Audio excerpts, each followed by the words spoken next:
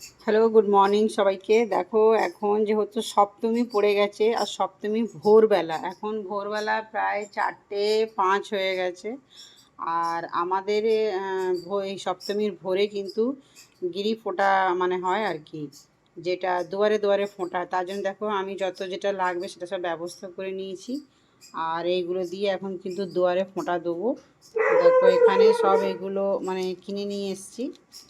তো এভাবে 5 রকমের আছে। দেখো সিঁদুর আছে,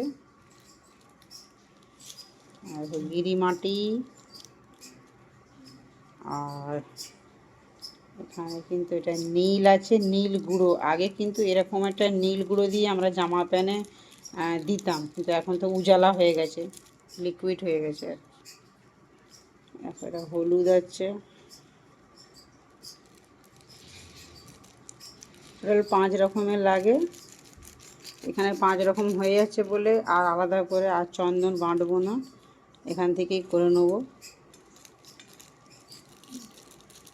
এগুলো গিরি মাটিটা আর খড়ি মাটিটা জল দিয়ে গুলবো। আর আমাদেরকে ঠাকুরে জল দেওয়া হয়ে গেছে।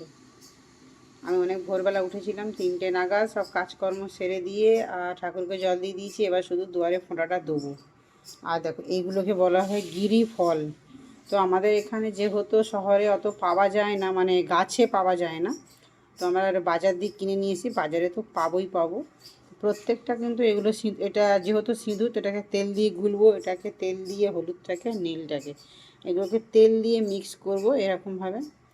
আর গিরি মাটিটা খড়ি মাটিটাকে জল দিয়ে করব। আর প্রত্যেকের সঙ্গেই কিন্তু একটা করে গিরি ফল, এই যে 5টা কিনে নিয়ে এসেছি।